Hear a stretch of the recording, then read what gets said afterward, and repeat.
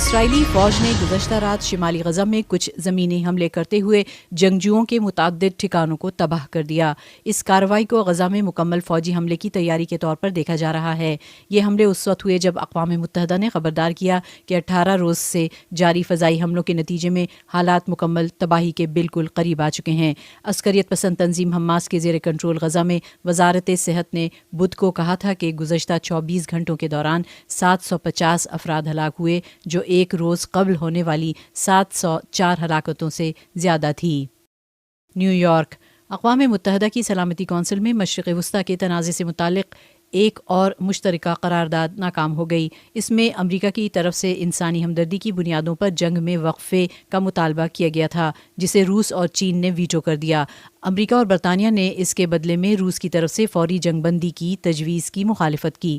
یہ پیش رفت ایک ایسے وقت پر ہوئی جب اسرائیلی آرمی ریڈیو کی اطلاعات کے مطابق گزشتہ رات ایک بار پھر غزہ پٹی میں اسرائیلی زمینی دستے داخل ہو گئے۔ غزہ۔ عالمی ادارہ صحت WHO کے مطابق غزہ پٹی میں دہشت گرد ملیشیا حماس کے ہاتھوں یرغمال بنائے گئے تقریباً 200 افراد کو فوری طور پر طبی امداد کی ضرورت ہے۔ WHO کے سربراہ ٹیڈروس ادھانوم گیبریسس نے بدھ کی شام مطالبہ کیا کہ بین الاقوامی ریڈ کراس کمیٹی کو اسرائیل سے اغوا کیے گئے لوگوں تک فوری رسائی دی جائے۔ اقوام متحدہ کا صحت کا ادارہ ریڈ کراس کو طبی امداد فراہم کرنے کے لیے تیار ہے۔ گیبریسس نے ایک بار پھر تمام یرغمالیوں کی فوری رہائی کا مطالبہ کیا۔ حماس کے جنگجوؤں نے 7 اکتوبر کو کیے گئے دہشت گردانہ حملے کے دوران اسرائیل سے ان افراد کو اغوا کیا تھا۔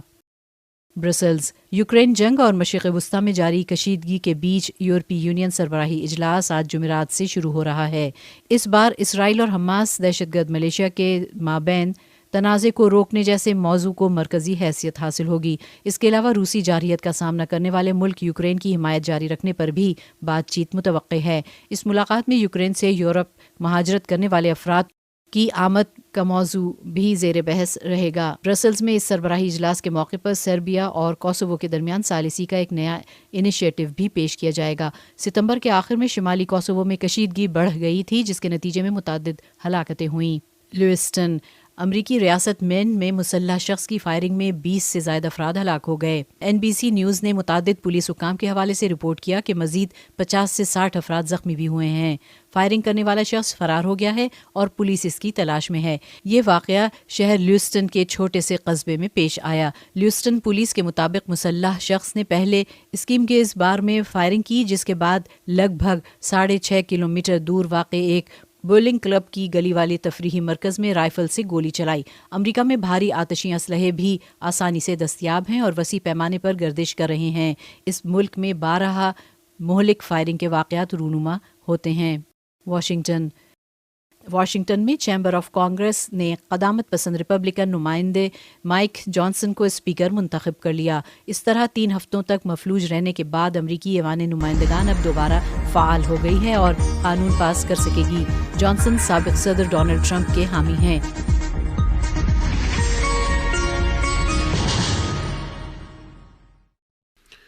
غاصب صہیونی حکومت کے جرائم کے جواب میں 7 اکتوبر کو شروع کیے جانے والے الاقصی آپریشن کے بعد غزہ کو وحشیانہ ترین جارحیت کا نشانہ بنایا گیا ہے، جہاں ہولناک ترین صہیونی جرائم کے ارتکاب کا مشاہدہ کیا جا رہا ہے۔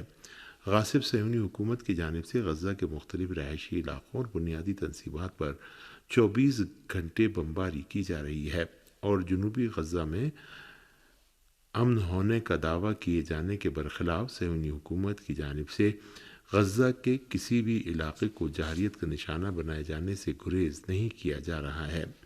صہیونی فوج نے کل رات بھی غزہ کے مختلف علاقوں پر بمباری کی۔ المیادین کی رپورٹ کے مطابق غاصب صہیونی حکومت کے جنگی طیاروں نے جنوبی غزہ میں واقع رفح میں شاہورہ کیمپ میں ابو غالی خاندان کے گھر کو نشانہ بنایا، جس میں ایک چھوٹی بچی شہید ہو گئی۔ یہ ایسی حالت میں ہے کہ مشرقی غزہ کے تمام علاقوں پر وحشیانہ جارحیت کا سلسلہ جاری ہے۔ پریس ذرائع کا کہنا ہے کہ گزشتہ چند گھنٹوں کے دوران تل الہوا علاقے پر شدید بمباری کی گئی ہے۔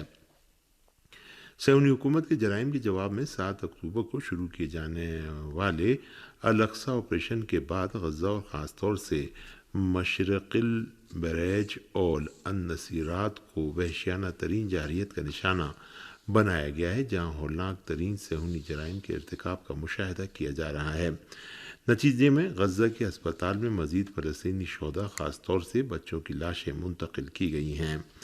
فلسطینی ذرائع کے مطابق غزہ کے ایک مرکزی علاقے پر غاصب صہیونی حکومت کی صرف ایک حملے میں کم سے کم 26 افراد شہید اور 100 زخمی ہو گئے۔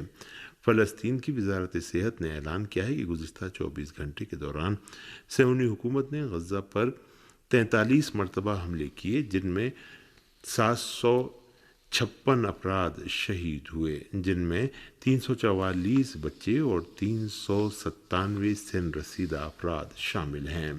ابھی بھی 1650 افراد ملبے تلے دبے ہیں۔ غزہ پر وحشیانہ صہیونی جارحیت میں اب تک 7028 عام شہری شہید ہو چکے ہیں، جن میں 2913 بچے اور 1709 خواتین شامل ہیں، جبکہ زخمیوں کی تعداد 18000 سے زائد ہو چکی ہے۔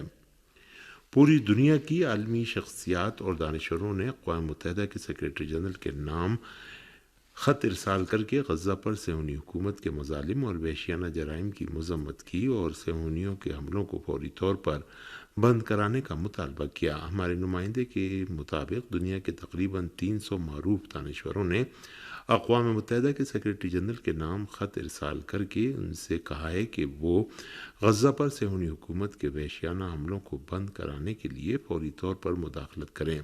ان دانشوروں نے اپنے مراسلے میں کہا ہے کہ یہ خط ایک ایسے وقت اقوام متحدہ کو ارسال کیا جا رہا ہے جب صہیونی حکومت کی جنگی مشینوں نے اب تک ہزاروں فلسطینیوں کا غزہ میں قتل عام کیا ہے اور غرب اردن میں بھی 100 کے قریب فلسطینیوں کو شہید کر دیا گیا ہے۔ اس خط میں کہا گیا ہے کہ غزہ میں اسرائیلی رہائشی علاقوں، ہسپتالوں، پناہ گزین کیمپوں سمیت اسکولوں اور دیگر پبلک مقامات پر بمباری کر کے جنگی قوانین کی خلاف ورزی ہو رہی ہے۔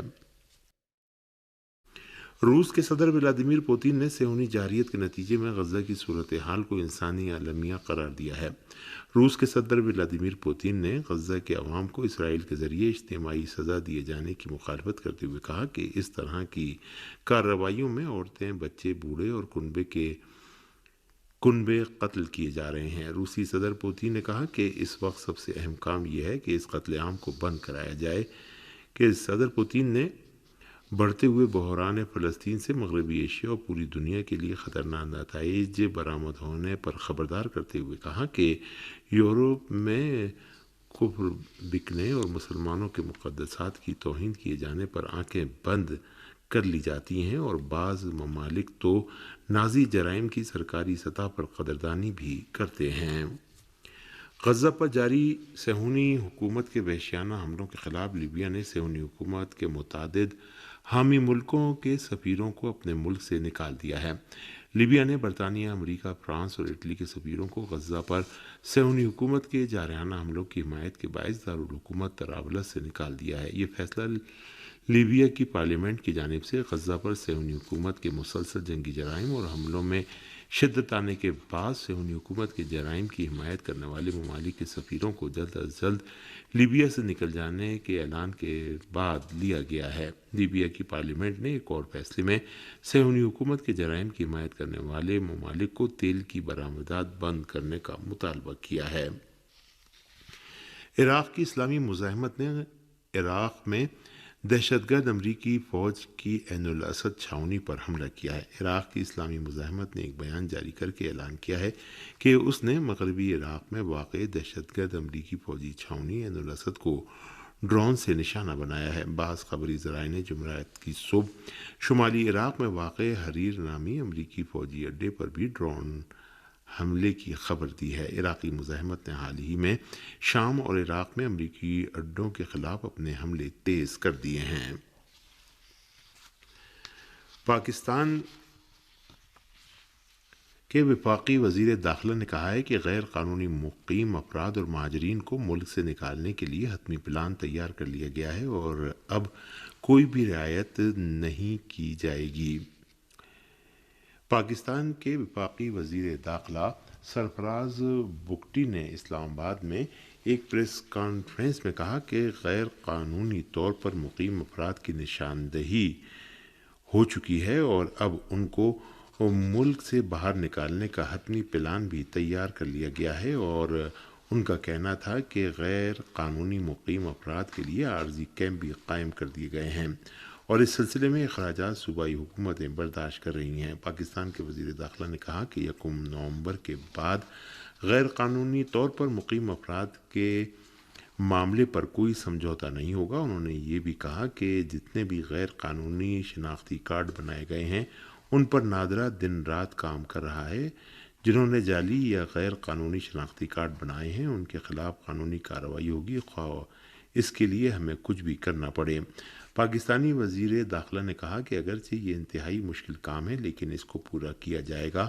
ان کا کہنا تھا کہ جو پاکستان آنا چاہے اس کو ویزے لے کر ہی پاکستان میں آنا ہوگا۔ انہوں نے کہا کہ جن لوگوں کو بے دخل کیا جائے گا ان میں ہر خاندان کو 50,000 روپے اپنے ساتھ لے جانے کی اجازت ہوگی۔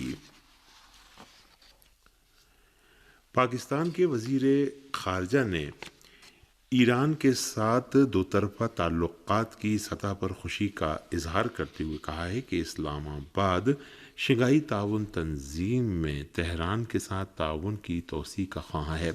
پاکستان کے نگراں وزیر خارجہ جلیل عباس جیلانی نے شنگھائی تعاون تنظیم کے وزرائے اعظم کے تشکیل پانے والے اجلاس میں شرکت کے لیے بشکیک کے دورے پر قرقیزستان کے دورے کے موقع پر انہوں نے ایران کے نائب صدر محمد مقبر سے ملاقات میں سوشل میڈیا ایکس اکاؤنٹ پر لکھا ہے کہ ایران کے نائب صدر محمد مقبر کے ساتھ ہونے والی ملاقات میں دو طرفہ تعلقات اور مختلف اداروں کی سطح پر مشترکہ تعاون کے بارے میں تبادلہ خیال ہوا۔ انہوں نے کہا کہ پاکستان نے شنگھائی تعاون تنظیم میں ایران کی رکنیت کی حمایت کی ہے اور اسلام آباد شنگھائی تعاون تنظیم میں تہران کے ساتھ تعاون کی توسیع کا خواہاں ہے۔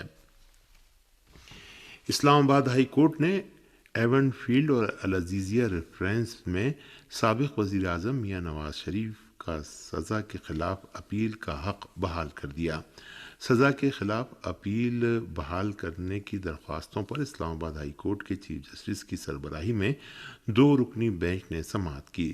دوران سماعت نیب نے سابق وزیر اعظم میاں محمد نواز شریف کی اپیلیں بحال کرنے کی حمایت کی۔ نیب پراسیکیوٹر جنرل احتشام قادر دلائل دینے کے لیے روسٹرم پر آئے اور کہا کہ ریفرنس واپس لینے کی گنجائش صرف اس صورت میں ہے کہ جب فیصلہ نہ سنایا گیا ہو۔ ہم نے ان اپیلوں پر غور کیا ہے۔ دونوں کیسز کے حقائق اور قانون کا جائزہ لیا گیا ہے۔ پہلے ایون فیلڈ کیس سے متعلق بتانا چاہتا ہوں، ریفرنس سپریم کورٹ کے حکم پر دائر کیے گئے تھے۔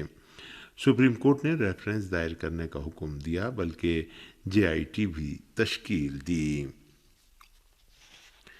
امریکی ریاست میین میں فائرنگ کے متعدد واقعات میں 22 افراد ہلاک اور 60 دیگر زخمی ہو گئے۔ میڈیا ذرائع کے مطابق لیوسٹن شہر میں ملزم نے پہلے بولنگ کلب میں فائرنگ کی جس میں 10 افراد موقع پر ہی ہلاک ہو گئے۔ بعد میں لوکر بار اور والمارٹ ڈسٹریبیوشن سینٹر پر بھی فائرنگ کی گئی۔ ان ذرائع کے مطابق فائرنگ کے بعد ملزم فرار ہو گیا۔ حکام نے علاقے میں تمام بزنس بند کرنے کی ہدایت کر دی ہے۔ روس کی قومی سلامتی کونسل نے کہا ہے کہ ماسکو اس ملک کے سرحدی علاقوں میں نیٹو کی موجودگی میں توسیع کا مقابلہ کرنے کے لیے فوجی اقدامات پر عمل کرنا چاہ رہا ہے۔